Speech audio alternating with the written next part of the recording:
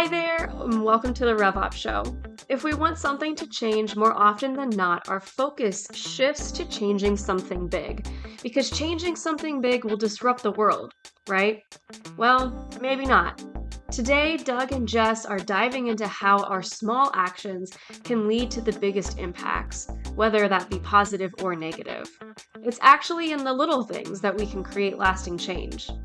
Stick around as they unpack how those small, intentional actions could make all the difference for your business.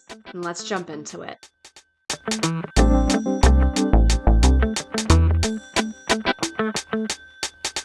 Jess. Doug. Why does my internet never want to cooperate when we're recording this show? I don't have an answer for you on that one. Can you look it up? Can you figure it out? It's driving me crazy. Would you like me to ask Claude AI, why does Doug's internet not work during RevOps show? Yes, I think you should. Okay. I think you should. Do you have Claude working for you now? I got Claude working. Do you like Claude? Is Claude being friendly to you? Claude's being friendly. I do like Claude quite a bit better than... It's better than, isn't it? Now, why do you like it more? I think the answers are better. I also like the fact that it gives me an answer and then prompts me with, would you like me to also provide you this, which is attached to, which I don't always say yes to, but it does prompt me to think about, okay, I'm going to ask something else. Yeah, so you can do that with ChatGPT, but it doesn't ask you. No. Yeah. We are not sponsored by Claude AI though. This is not a commercial for Claude AI, but we'd be happy to. Yeah, Claude, welcome. Here we are. Anthropic. Hey, you got the dough. And we are the #1 RevOps show on Spotify. Yep, we are. At least I think we are. That's what you told me. That is what I told you. That's what you told me. You told me. And you would never tell me something that you would never lead me astray, would you? Never. Jess, it's November already. I was talking to somebody the other day who does like scheduling for their company, and they're like, I don't know why I was asking, why would they bring me their November schedules? Like, they're giving them to me awful early. Oh shit, it's November. I had someone say, well, there'd be no problem us having this ready by the end of the year. And I'm like, you know what? For all practical purposes, there's 5 weeks left. There's 5 weeks left this year. Oh, stress me out. Just stress me out, Doug. It is a sprint to the finish line. We got a lot going on. I'm not going to Florida for Thanksgiving this year. No, you're staying at home. We're probably going to go. Yeah, we're probably going to go down in December. Okay, that'll be nice. Get to go to the beach in the winter. Beach, although that would be, I'd have to go there. I'd have to go down after December 21st. You would, because technically winter does not start until December 21st. You know me, Jess. I am technical when it comes to meteorological. It's a very dad comment that you just made. So fun fact about my dad: I get a text message at the start of every season informing me that is the first day of fall, the first day of winter, summer, and spring.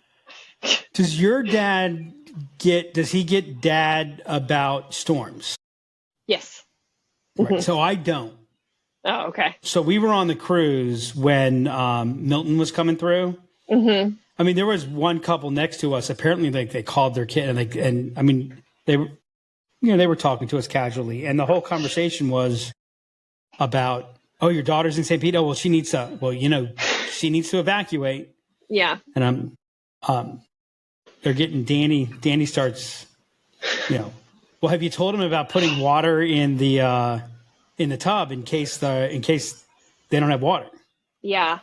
And I'm like, you know what? They're 24 years old. So Doug, I'm 40 years old, and my dad still calls me if it's going to freeze here in San Antonio to remind me to drip my sinks. Right, but what I'm saying is I'm the opposite. So I'm not like that. I'm like, they're 24 years old. They live on the second floor in an E zone. Oh. you know what? Yeah. They'll find a way to survive. They don't need to know they're good. So like, during the storm, I think I texted, I said, how are things? Right. And that was more just out of, ground zero curiosity. Not concerned, just curiosity for what's happening. No, is that bad that I'm not concerned? No, I don't think so. Like, I really think that there's she's a capable young woman. Yeah. And you know what? They'll figure it out. Yep. So, Jess, I understand we have a really interesting topic today. We do. I want to talk. It's so interesting, Jess, that I felt the need to find a theme song. Oh boy, can't wait. For our topic.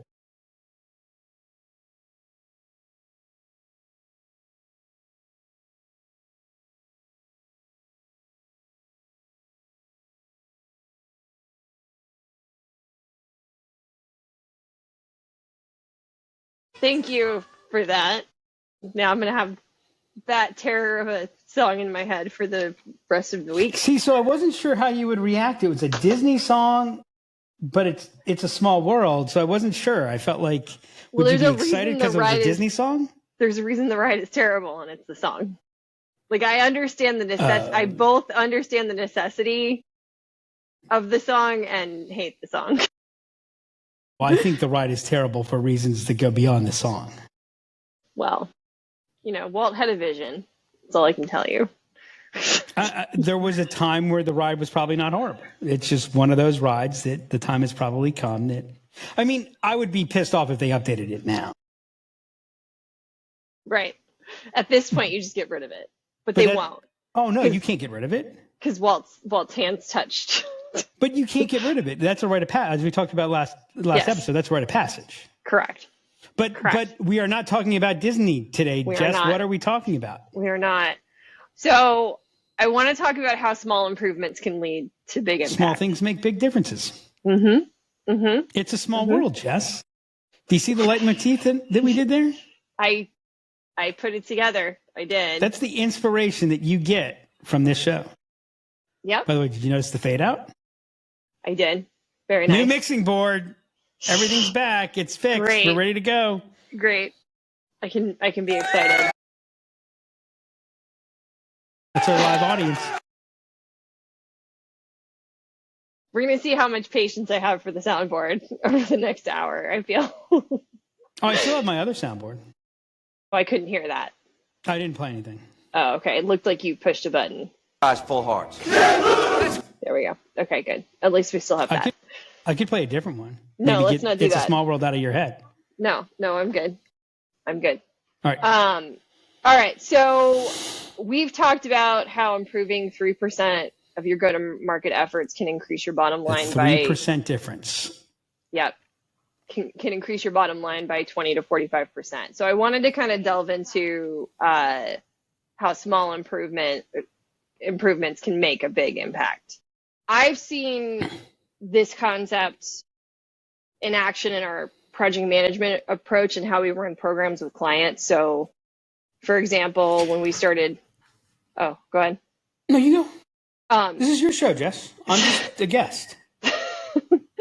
So when we started recording kickoffs, like that's probably the most apparent one that came out to me as I was thinking about this. So we used to do a kickoff call and it was fine, but it took a lot of our time. To that initially? You were. I was not. You were not? Was I opposed to it? You were opposed to it. You were opposed to video. You're like, no, the recording? We can't do video. Oh, no. I thought you meant the kickoff call part. Yeah, the recording I was definitely opposed to. Partly because I didn't want to record, partly because I didn't think the clients would like it. Like, I really didn't. And the result of it was, it's much smoother takeoff for clients. We get incredible feedback about how we kick off. The biggest piece, though, is that it's such a time saver. So we used to do a kickoff call meeting, and then we'd have to have a follow-up to the kickoff meeting because they had to digest what we covered in the kickoff meeting. And then we'd usually actually have to have a third meeting to schedule because it still hadn't all sunken in. And now what we do is we record the kickoff. They get it. 95% of the time, I want to say I get no questions because they've been able to watch the recording multiple times. That they get super clear. They can see the material, digest the material. We send a deck along with it. And then the follow-up meeting becomes okay, let's just get everything scheduled so we can hit the ground running. Far more effective for us, far more effective for the client. And that was just a small improvement that actually now takes us less time. So I want to change how you characterize. Okay. Right? I mean, you being the natural optimist that you are, you talk about this as small improvements, right?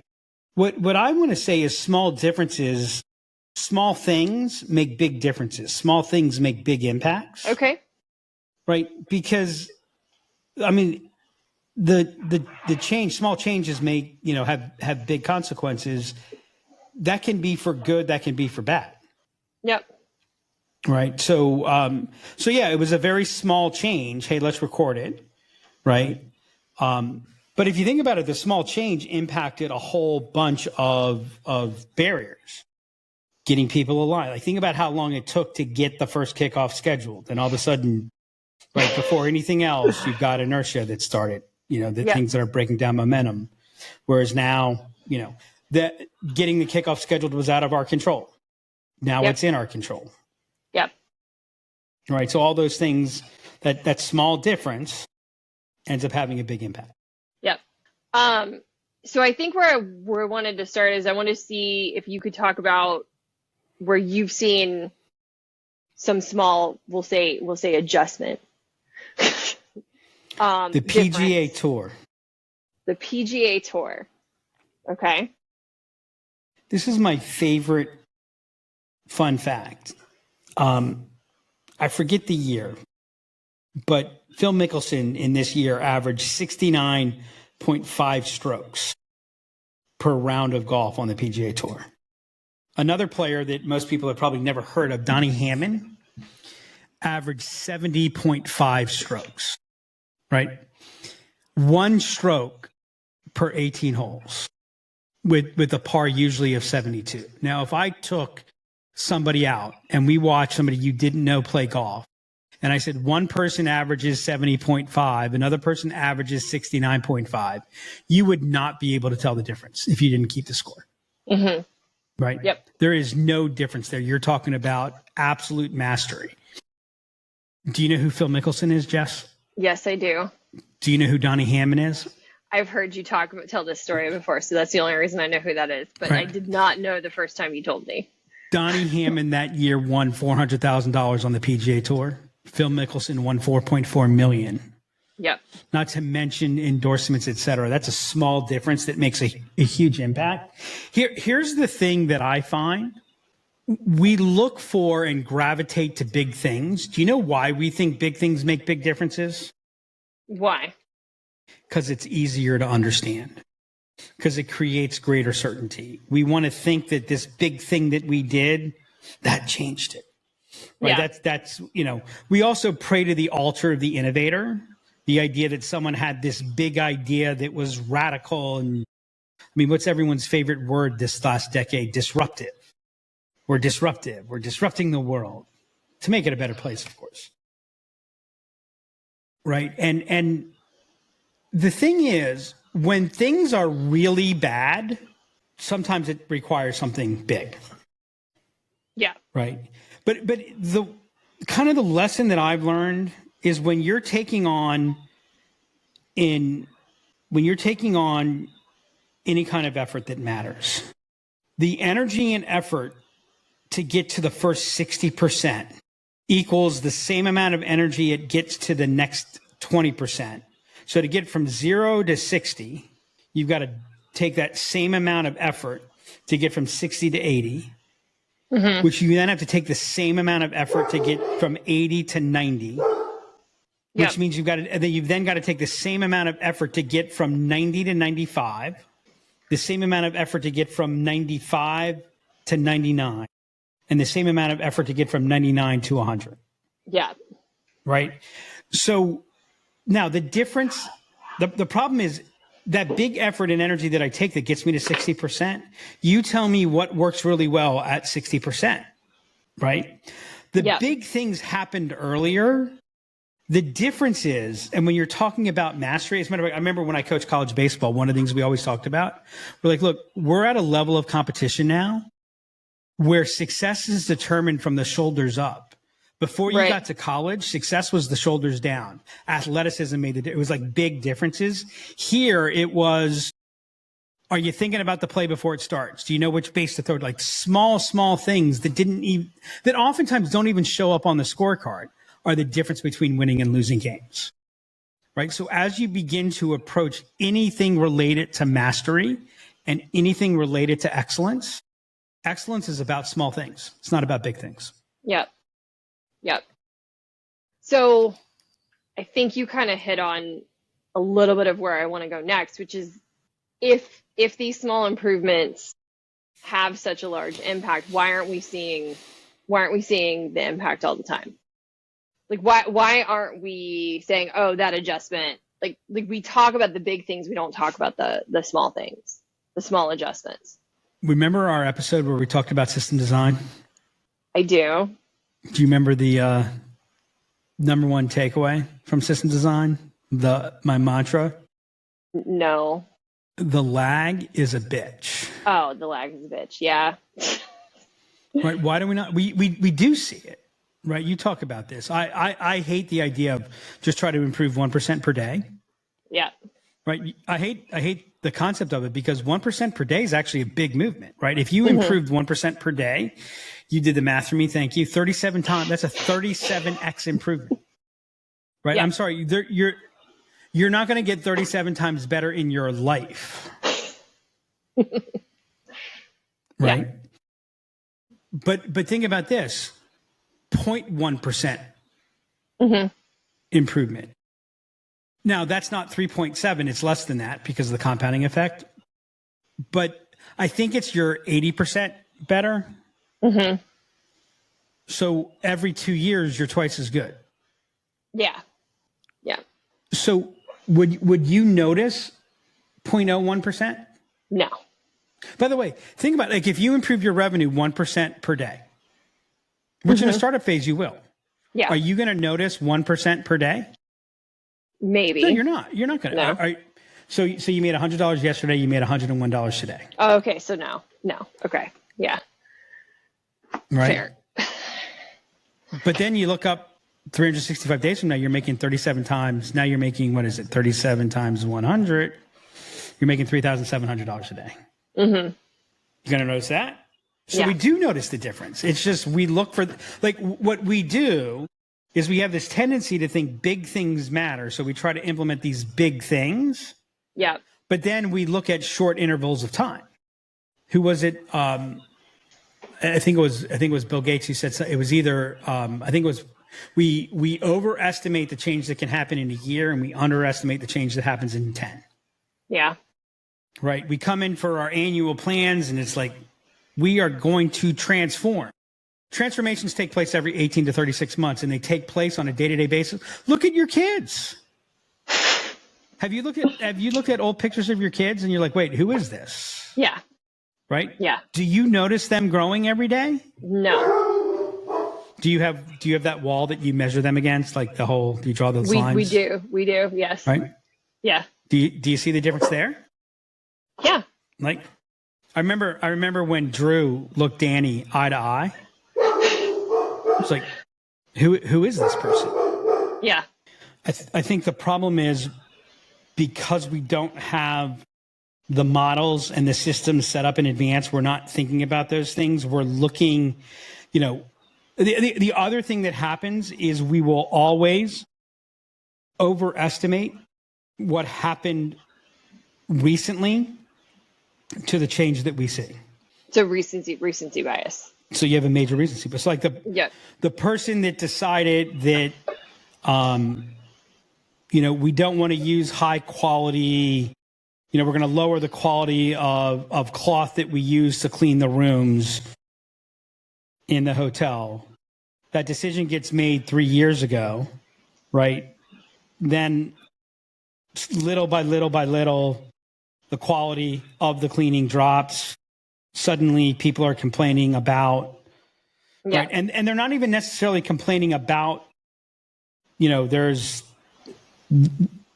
not crystal, they'll attribute it to other things. No one will look to say, what was the decision that we made 3 years ago? Right. Yet the decisions that we made 3 years ago have a tremendous influence on what's happening today. So again, that lag and managing a complex ecosystem causes us to attribute things. I mean, look at everything about like attribution analysis. What we're trying to do is we're trying to identify the big things, right? Everyone not everyone, companies selling products took the famous John Wanamaker quote.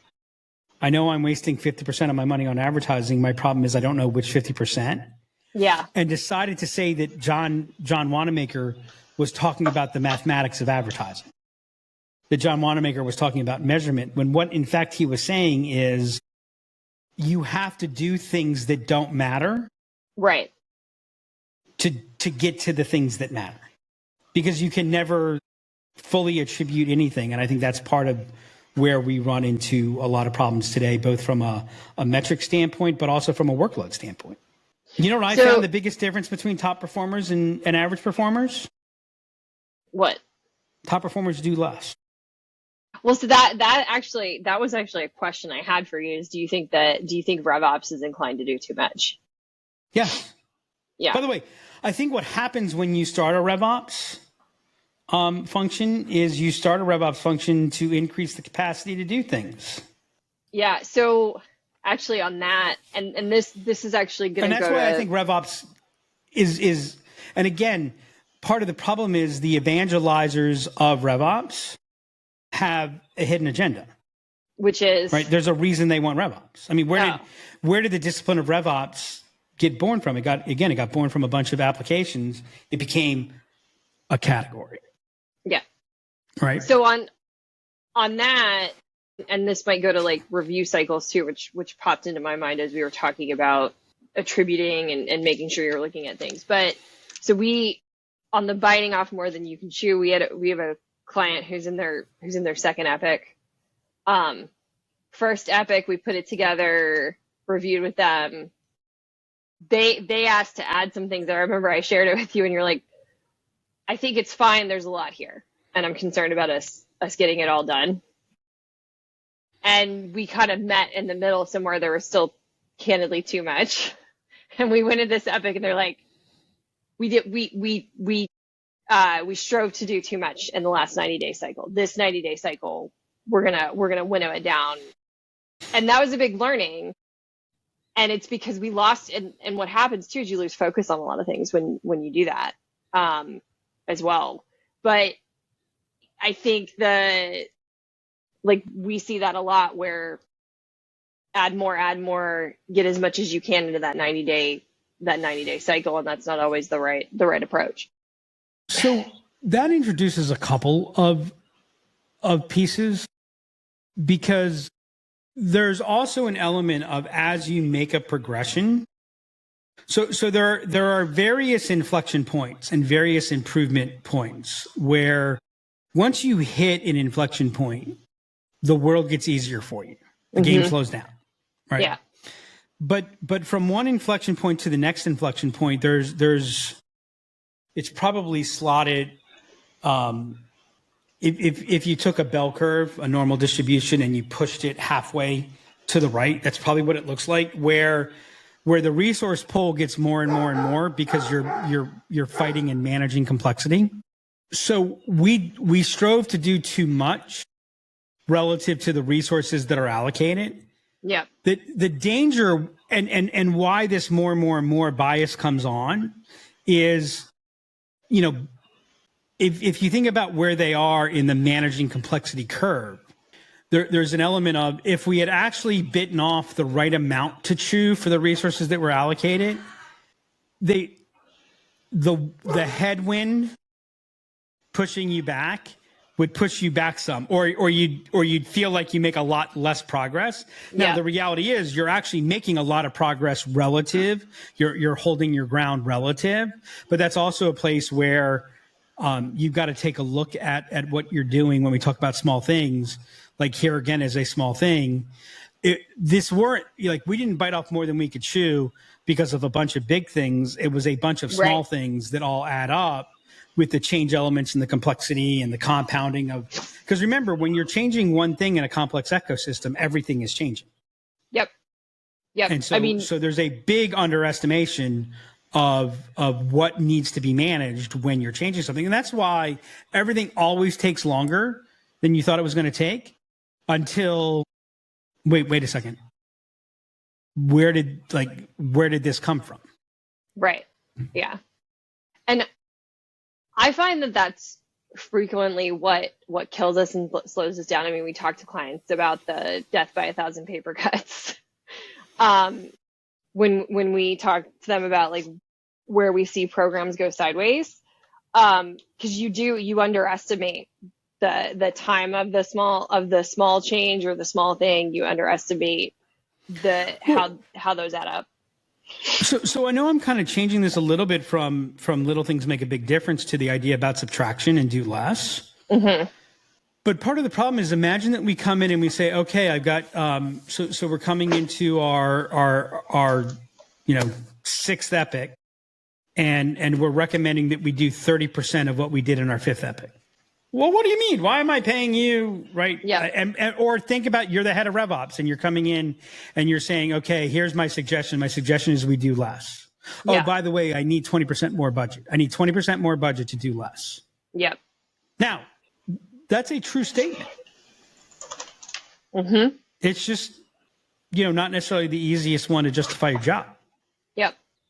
Right. Part of the problem is like preventative maintenance, preventing things from going wrong is not great for job security. No, it's not. You know what I mean? Yeah, I do.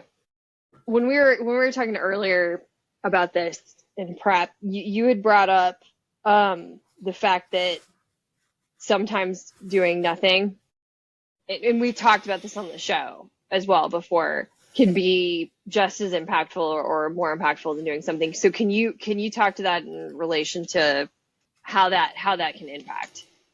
So I'll share this in a couple of ways, and I'll even give you some data to back it up. The most powerful and hardest decision to make is the active decision to do nothing. The active decision to not take action. Now, that can be easily misunderstood with paralysis. The passive decision to not do anything, right? Yeah. But when I was a financial advisor, I found a study that I thought was fascinating. And that was that financial advisors, the performance on their investments was worse than the performance on the investments for their clients. And so they studied it. And the thing that's fun about finance is there's so much data, you can do some pretty massive causal analysis. And they found that there was a reason. The reason was that financial advisors traded more. Yep. Why did they trade more? Because they didn't have to talk to anybody. And I remember I'm sitting at my computer. Now, I don't know if this is still true today because I can log on to Fidelity and I can go into my trading account and I'm getting real-time quotes. I'm probably not seeing the same thing that I would have seen at Merrill, but I'm seeing, the live bids and asks and all that. But at the time where, like if you wanted to sell something or buy something, you had to call your financial advisor. That friction caused you to take less action. A financial advisor saying something as simple, are you sure you want to do that? Caused you to take less action. And less action correlated to better overall performance. Yep. So the fact that it was harder for somebody, it was harder for a financial advisor to not take action. There was no buffer system in place. That's why they underperformed, right? Yeah. I remember, and I am confident on this, 9 times out of 10, when something happens, every bone in your body is telling you need to make a change. Bad news just came out, or amazing news just came out. We've got to take action. We've got to do something. 9 times out of 10, not doing anything is the right action. And that's really hard because you can't really you can't really make the argument for not doing anything. NVIDIA just announced record earnings. oh my God, we got to go buy it. Nope. We have a strategy in place. We've got to plan it. Like that non-action. By the way, I will share with you something that's very hard for me to admit. I'm going to admit something to you that's very hard for me to admit. I say that I would give this all up to manage in baseball. Yeah. And the truth of the matter is, if I could manage a major league team, I would give it all up because what I would get for a contract would justify giving it all up. Right. But I actually don't think I would succeed as a major league manager or as a college manager or anything else. And the reason is, in baseball, I am far too prone. Now, maybe I'd learn this, but I'm far too prone to wanting to do something. It's one of the reasons why sales is a good place for me, because it is a place where you can take action more often on things. Because I find I have less regret if I take an action and don't get what I want than if I didn't do something. So as a manager, the mistake that I was always prone to making was let's get aggressive and try to steal that base. Let's hit and run. Like I would do things that if I did them less would be very smart, but because of the frequency that I would try to push the button to make something happen. Again, that's one of my favorite metrics is wins above replacement. And like the best player in the game is worth 7 wins above replacement. That means the best player in the game is worth 7 games to just someone who's completely average. So we forget the power of the median, which again supports why, careful, collaborated action leads to your best outcomes. Momentum is the key. Yep. So on that note, how do you know where to focus if you're trying to look for small changes, quick wins, call them whatever? Like, how do you know where to look to? How do you know where to focus to make those adjustments? So it's a really contextual question. I mean, how do you know where to focus? I don't know that. Well, I know you look it up in the manual. I mean, that's what strategy is. Yeah. Right. That's where. That's why you tell me the rate of learning, I'll tell you the rate of growth, right? Learning precedes the rate of growth. That's why you take an action, you get a result, then you learn, then you apply that to the next action, right? What you're looking to do is to improve your decision quality, realizing that the decision to not make a decision is oftentimes, the decision to not make a decision. By the way, the decision to not make a decision is different than the decision to not act. Both of those are legitimate decisions if they're decisions. As a matter of fact, we were having a conversation in vector alignment yesterday. And I basically said, is this a conversation to make a decision, or are we not going to make a decision right now? And we agreed not to make a decision right now, which led to ultimately going, okay, why are we still advocating or sharing supposed data, et cetera, as opposed to, okay, this thing has to play out to its next step. And by the way, I think it's really uncomfortable because there's lots of unknowns. And here's the thing, when you're operating in an environment of unknowns, the best way to create a known is to decide to do something. Right. Yeah. Right. That's why everyone's solution's too early. So I think when you say, where do you get your quick wins? Like, I mean, if I'm coaching baseball, the place where I might get my quick win, because I'm looking at somebody and I'm trying to get them to stay back on the ball, I'm going to get a quick win by how we approach an outside pitch. This is what I want you to do with outside pitches. Like I'm not going to teach you to, it's a lot hard. It's going to take a lot more work to get you to stay back on an inside pitch because you're prone to want to get out front and pull the ball. That's what too many people are taught when they're kids. So, okay, here, let's just do this. I mean, that's where, let's just do this, go take your at bat, look for an outside pitch and take this approach to the outside pitch. By the way, I might take a quicker win of let's go in the batting cage and let's track, right? Because I'm trying to build confidence. So again, it's really, really variant. What you're looking at is what are the things that you can pick up that involve the least amount of change.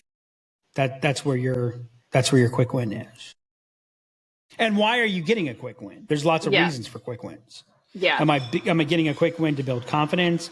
Am I getting a quick win because I'm trying to validate the hypothesis?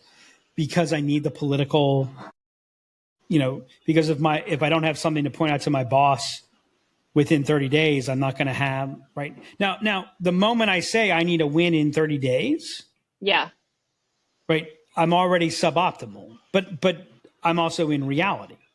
So that's why, again, I think that, people say, I hate the word, when people say it's an art and a science, what they really mean is it's an art and it's physics. Yeah. Right. Because physics operates from a level of, 99.9% certainty. Yep. Yeah. Whereas science is all about hypothesis. Art, like you're not an artist because you take a slab of clay and you just randomly chop shit off. Right. You've got a picture. You've got a hypothesis that you're working towards. And very often you start going, oh, no, this isn't working, and you adjust. And what you actually produce becomes very different. What we mean when we say it's art, not science, is we can't attribute. It's the same thing as saying it's poker, not chess. Right. It's luck, not. Yeah. Well, there's always luck that's involved, right? The question is, so I would say, again, the thing that I'm tracking is, am I making better decisions? Yeah. That's why, you make fun of me, but that's why I'm listening to this book on Bayes' theorem and Bayesian. I'm a Bayesian, right? Is because I believe very heavily in decision quality and improving my decision quality. Yeah. Yeah. And I think, so as I was researching through this, one thing that came to my mind is I don't think we're looking at things and formulating a hypothesis and testing, right?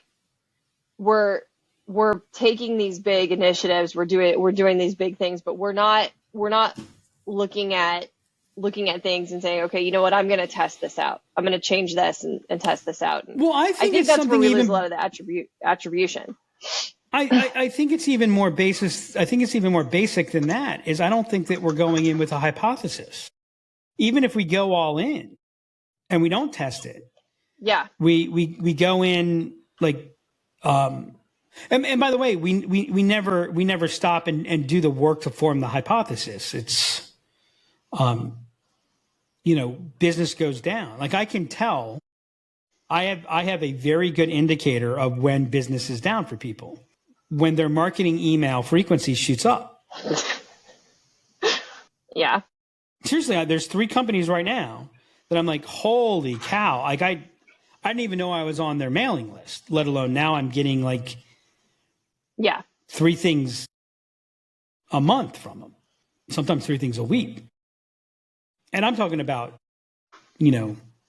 high. I'm not talking about celebrity cruises that thinks because I took a cruise last month, I want to take a cruise. I'm going to buy a cruise every day. All right. So I've got a couple of takeaways. But by the way, think about this. Sorry to take away from your takeaways. No, you're good. You're good. 2024, the first half of 2024 was not a year that I want to talk about a whole lot, right? No. And you'll remember I talked about, the next 90 days, we really need to focus on this. Like that's where my focus needs to be. We really need to focus on getting the new engine back up and running. Yep.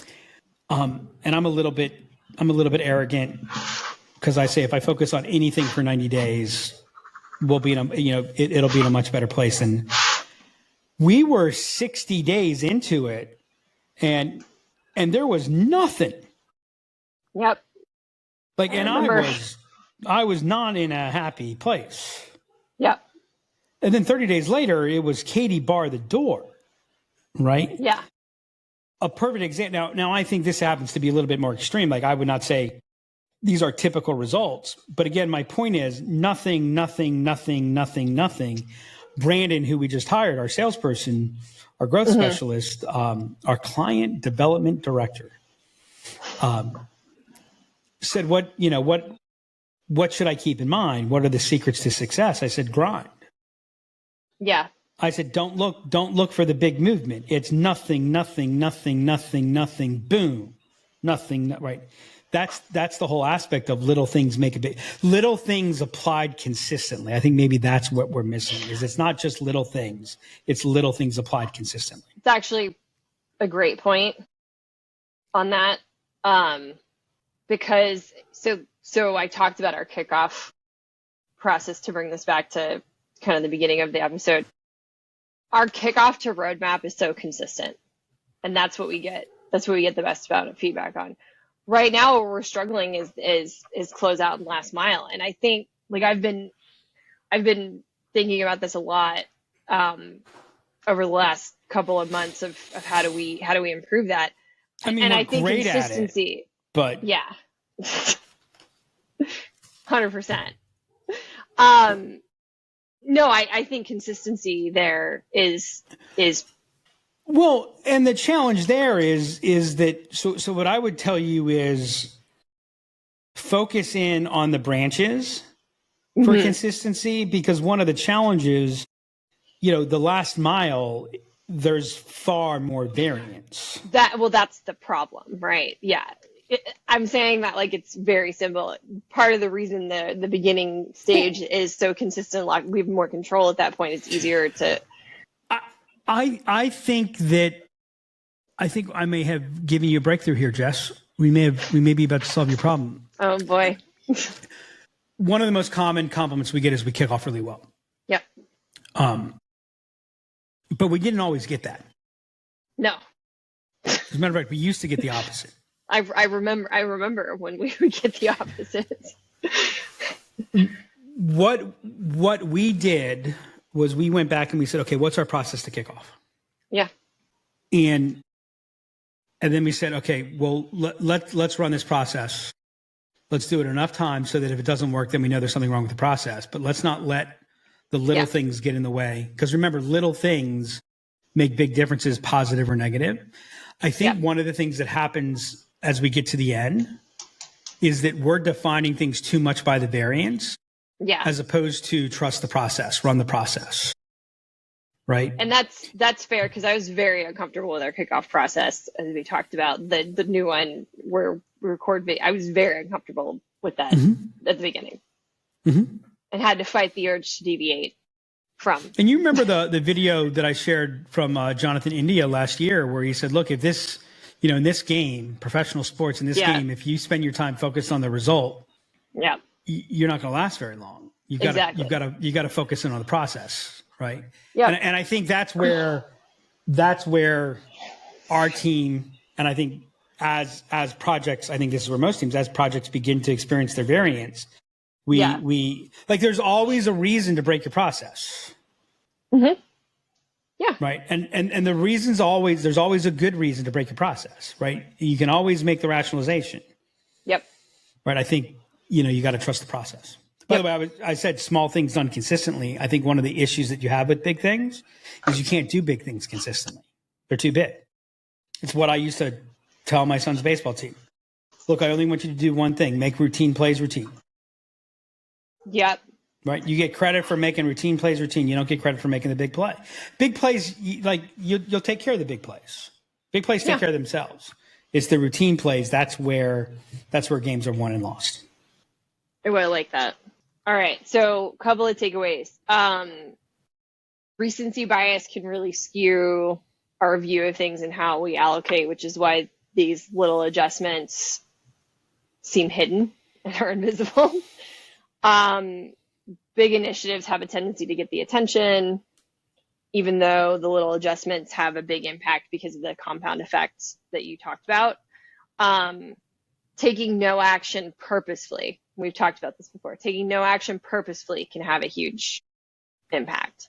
And then last, what we just talked about, consistency is key. Routine plays are where games are won.